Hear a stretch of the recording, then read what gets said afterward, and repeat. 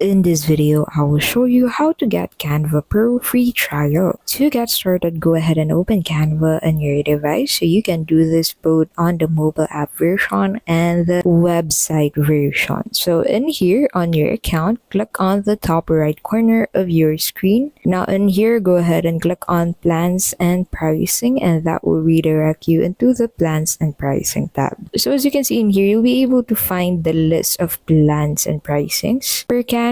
So hit on that start a free trial button under Canva Pro, and in this section you'll need to actually select your plan. So as you can see, I need to pay $300 for today since I've already claimed my free trial on Canva. So if you haven't claimed your free trial yet, this due today would be equal to 0. So for example, I haven't claimed it yet. So I'll just go ahead and select plan and select my payment method into this section and hit on that get Canva Pro button. After that, I'll be able to claim my Canva Pro for free for a month. And that's basically how you can claim your Canva Pro free trial. Thank you so much for watching, and we'll see you in the next video.